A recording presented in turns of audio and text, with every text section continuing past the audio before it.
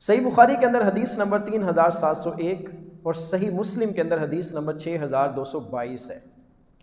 سیدنا ابو حازم تابعی رحمۃ اللہ تعالی علیہ بیان کرتے ہیں کہ مجھے سہل بن سعد الساعدی رضی اللہ تعالی عنہ نے خبر دی کہ نبی پاک صلی اللہ علیہ وآلہ وسلم نے غزوہ خیبر کے موقع پہ فرمایا کہ کل میں اسلامی فوج کی قیادت کا پرچم اس کے ہاتھ میں دوں گا جو اللہ اور اس کے رسول سے محبت کرتا ہے اور اللہ اور اس کا رسول بھی اس سے محبت کرتے ہیں۔ راوی بیان کرتے ہیں کہ تمام صحابہ تردد فرماتے رہے ساری رات یہی سوچتے رہے ہو سکتا ہے کہ وہ خوش قسمت میں ہی ہوں اور صبح اسلامی فوج کی قیادت کا پرچم مجھے عطا کر دیا جائے۔ جب صبح ہوئی تو نبی پاک صلی اللہ علیہ وسلم نے فرمایا علی کہاں ہے؟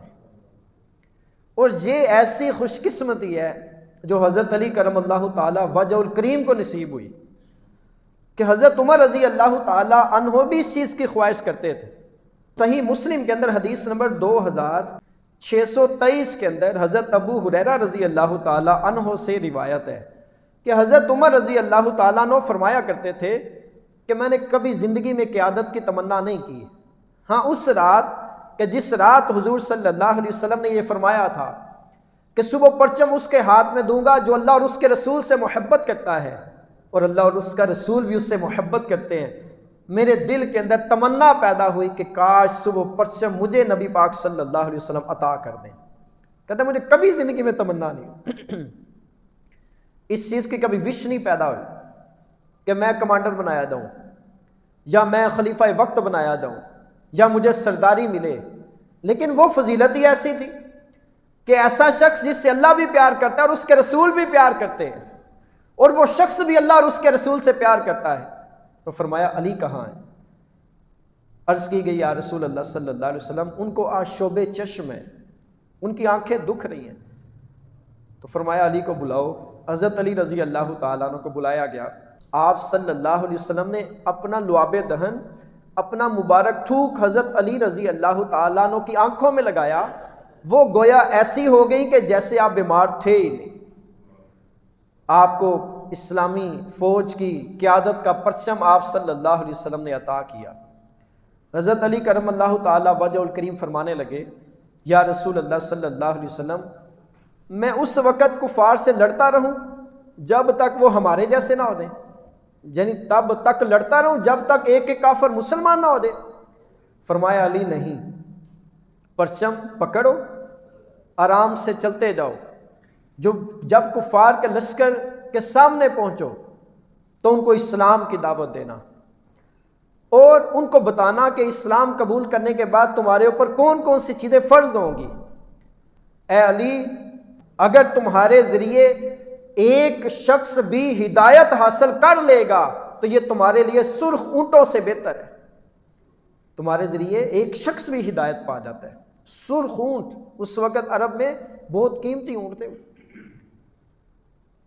آج جو اونٹ کی قیمت ہے، ہمارے ہاں تو اونٹ بھی وہ مریل سے ہوتے ہیں نا، وہ تو عرب کے اونٹ تھے جن کو پالا جاتا تھا، جن کو سفر کے لیے استعمال کیا جاتا تھا، اور سرخ اونٹ تو بڑے قدر و قیمت والے ہوتے ہیں۔ فرمایا ان سے بہتر ہے کہ ایک بندہ تمہارے ذریعے ہدایت حاصل کر لے۔ تربیت کا انداز دیکھیں، اس چیز پہ فوکس کیا جا رہا ہے کہ جس نے قیامت تک کے لیے جاری رہنا ہے۔ آپ صلی اللہ علیہ وسلم نے اس پہ فوکس کیا ہے کہ ایک شخص بھی ہدایت پا دے۔ اس کا مطلب ہے تبلیغ دین یہ بہت بڑا مشن ہے جس سے فی زمانہ ہم بہت دور ہٹتے جا رہے ہیں۔ ہم تو کہتے ہیں نا ہمسایوں کے گھر میں آگ لگی ہے نا، ہمیں کیا، ہمسایوں کا بچہ خراب ہے نا، ہمیں اس سے کیا۔ ہم تو باتیں کرتے ہیں نا ایک دوسرے کو، او بھائی ہمسایوں کے گھر میں لگی آگ آپ کے گھر کو بھی لپیٹ میں لے گی۔ اگر آج ہم صرف یہ کہہ کے برائی کو ختم نہیں کرتے کہ یار کسی کے ہاں برائی ہے نا، ہمارے پاس تو برائی نہیں ہے نا، ہم تو صاف اور ستھرے ہیں نا، کل کو وہ برائی ہم تک بھی پہنچے گی۔ تو یہ تربیت کا انداز جو آپ صلی اللہ علیہ وسلم نے اپنی بیٹی فاطمہ سے بھی فرمایا، حضرت علی کرم اللہ تعالی وجہ الکریم کی بھی تربیت فرما رہے ہیں کہ میرے بعد یہ مشن ختم نہیں ہونا، یہ مشن قیامت تک جاری رہنا ہے. بلغوا عنی ولو آیہ، میری طرف سے پہنچا دو چاہے ایک آیت ہی ہو سکتا ہے یار ہمارے میٹھے بول بولنے کی وجہ سے کسی کی اصلاح ہو جائے، تو ہو سکتا ہے ہمارے اعمال تو اس قابل نہ ہوں کہ ہماری بخشش ہو سکے. ہو سکتا ہے جس کی اصلاح آپ کی وجہ سے ہوئی ہے اس کی بخشش ہو رہی ہے، اللہ تعالیٰ اس کے صدقے آپ کو بھی بخش دے. لیکن اس میں ایک چیز آپ نے ذہن میں رکھنی ہے کہ سمجھانے کا انداز اچھا ہونا چاہیے. سمجھانے میں طنز نہ کریں، سمجھانے میں بات بات پہ ناراض نہ ہو دیں. ہمارا کام ہے پہنچانا، ہمارا کام کر کے دکھانا نہیں ہے. وہ نبی صلی اللہ علیہ وسلم بھی یہ فرما رہے ہیں وما علینا الا البلاغ المبین. انبیاء یہی فرماتے رہے نا ہمارا کام تو پہنچا دینا ہے. انبیاء نے بھی یہ نہیں کہا کہ ہم نے کر کے ہی دکھانا ہے. ابو جہل نہیں مسلمان ہوا نا، ابو لہب نہیں مسلمان ہوا. کتنے کفار تھے جو اس وقت بھی دین اسلام سے وابستہ نہیں ہوئے تھے اور اب بھی نہیں ہوئے. تو مشن کا مقصد ہے پہنچانا، ہدایت دینا اللہ تعالیٰ کی ذات کا کام ہے. ہمارا کام ہے سمجھانا. اگر کوئی نماز نہیں پڑھتا تو اس کو سمجھائیں، چھوٹا ہے بیٹا کہہ کے پیار سے، دوست ہے یار کہہ کے، بڑے ہیں بزرگ چاچا جی بابا جی تایا جی کہہ کے ان کو نماز کی طرف لے کے آئے. کوئی والدین کا نافرمان ہے تو اس کو پیار سے سمجھائیں نا، ان کو سمجھائیں نا، ان کو پیار سے حدیث سنائیں. لڑنا نہ شروع کر دے اور یزیدیو اور تو انو تمیز ہی کو نہیں اور تیرے چکا حیا ہے ہی کو نہیں. یہ سمجھانے کا انداز اچھا انداز نہیں ہے. جب آپ کسی کو کرٹیسائز کریں گے نا، کسی کو طنز کریں گے، وہ کبھی بھی آپ کی بات پر عمل نہیں کرے گا. اسی تے کہنا نا ایک کنوں سنیا تو دوجے کنوں کٹ دیتا ہے. انہیں پہلے کنوں ہی تہاڈی گل نہیں سننی. امام محمد غزالی رحمۃ اللہ تعالی علیہ فرماتے ہیں کہ کسی کو ڈانٹ کے سمجھانے کی مثال ایسے ہے کہ جیسے جس بالٹی کے اندر آپ نے پانی ڈالنا تھا نا اس میں پہلے ہی سوراخ کر دیا. تو پہلے سوراخ کر دیا، جتنا مرضی پانی ڈالے بالٹی میں پانی بھرے گا نہیں. وَذَكِّرْ فَإِنَّ الذِّكْرَ تَنْفَعُ الْمُؤْمِنِينَ. اللہ تعالیٰ قرآن میں ارشاد فرماتا ہے سمجھاؤ کہ سمجھانا مسلمانوں کو فائدہ دیتا ہے. سمجھانے کا فائدہ تو ہے. ہم کہتے ہیں انہوں تو سمجھانے کا فائدہ ہی کوئی نہیں. اللہ قرآن میں کہتا ہے سمجھاؤ سمجھانا فائدہ دے گا. تو ہماری بات بڑی کہ اللہ کے کلام کی، اللہ کی بات بڑی نا. تو اگر ہم کسی کو سمجھائیں گے تو اس کا اثر ہوگا. اگر اس وقت آپ کی بات کو نہیں مانا جا رہا تو اللہ تبارک و تعالیٰ آپ کے نامہ اعمال میں نیکیاں تو درج فرما رہے ہیں نا. تو ہم نے سمجھانا ہے. مولا علی کرم اللہ تعالیٰ وجہ الکریم کو جس طرح آپ صلی اللہ علیہ وسلم فرما رہے ہیں کہ علی تمہارے ذریعے اگر ایک شخص بھی ہدایت پا لیتا ہے تو سرخ اونٹوں سے بہتر ہے. مستدرک للحاکم کے اندر 4572 ہے. امام احمد بن حنبل رحمۃ اللہ تعالیٰ علیہ فرماتے ہیں کہ رسول اللہ صلی اللہ تعالیٰ علیہ وسلم کے تمام صحابہ کرام میں سے کسی شخصیت کے بارے میں اتنے فضائل احادیث میں نہیں آئے جتنے مولا علی کرم اللہ تعالیٰ وجہ الکریم کے آئے ہیں. اتنے فضائل کسی کے نہیں آئے.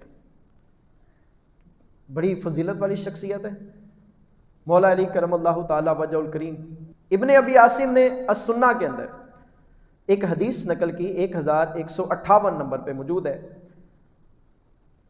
اور اس کی سند صحیح ہے.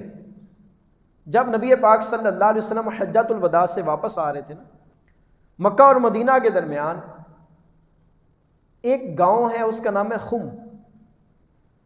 وہاں پہ ایک تالاب ہے جس کو غدیر کہتے ہیں، غدیر خم، خم کا کنواں یا خم کا تالاب.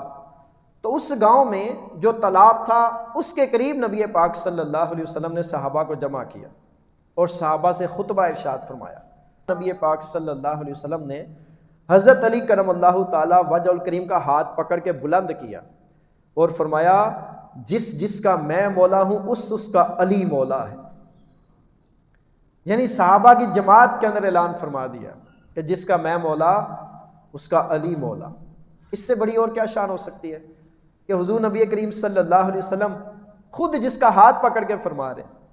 تو اس لیے اہل بیت اطہار سے جو محبت ہے یہ واجبی ہے. ان کی عظمت و شان تو ہے ہی، ان کی عظمت و شان کی وجہ سے ہم ان کے ترانے پڑھیں وہ ایک الگ بات ہے. ان کو جو نسبی رشتہ حضور صلی اللہ علیہ وسلم کے ذریعے نصیب ہوا ہے وہ تو کوئی عبادت اور ریاضت کے ذریعے حاصل ہی نہیں کر سکتا نا. وہی سید ہونا، یہ نسبت کوئی بندہ حاصل کر سکتا ہے تہجدیں پڑھ کے کہ میں 100 سال تہجد پڑھتا رہوں تو میں بھی سید زیادہ بن جاؤں؟ کوئی بندہ کہے کہ میری عمر 1000 سال ہو اور میں روزانہ طواف کعبہ کروں تو مجھے یہ نسبت نصیب ہو جائے، یہ نسبت کسی کو عبادت کے ذریعے نصیب نہیں ہو سکتی. تو یہ نسبت جو مولا علی کرم اللہ تعالی وجہ الکریم کو، بی بی فاطمہ رضی اللہ تعالی عنہا کو، حسنین کریم رضی اللہ تعالی عنہما کو نصیب ہوئی، یہ روئے زمین پہ کسی کو حاصل نہیں ہو سکتی. تو آپ کی جو عظمت بنتی ہے اس کو بیان کرنا چاہیے. اچھا، اس میں کنجوسی نہیں کرنی چاہیے، جو جس کی شان بنتی ہے اس کو بیان کرنا چاہیے. جس کی جو شان اللہ نے بنائی ہے ہمیں کیا بھائی، ہم تو بیان کرنے والے ہیں نا، ہم تو پڑھ کے سنانے والے ہیں، ہماری تو ڈیوٹی لگی ہوئی. تو ان سے محبت کریں گے انشاءاللہ قیامت والے دن، اللہ نے چاہا تو قیامت والے دن ان سے محبت کی وجہ سے یہ ہماری شفاعت کریں گے. تو ان کے گن گانے چاہیے، ان کے ترانے پڑھنے چاہیے کہ جن کے بارے میں اللہ قرآن میں ارشاد فرماتا ہے انما یرید اللہ لیذھب عنکم الرجس اہل البیت. اے اہل بیت، اللہ تو چاہتا ہے کہ تم سے ساری گندگیاں دور فرما دے، وَيُطَهِّرَكُمْ تَطْهِيرًا، اور تمہیں ایسا ستھرا کر دے جس طرح ستھرا کرنے کا حق ہے. تو یہ تو اللہ قرآن میں ارشاد فرما رہے ہیں. اللہ بھی آپ کی شانیں بیان کرتے ہیں اہل بیت. اللہ تعالیٰ کے نبی صلی اللہ علیہ وسلم بھی اپنے اہل بیت کے بارے میں کئی احادیث فرما چکے ہیں، اس لیے ان سے محبت کی، ان سے پیار کیا جائے.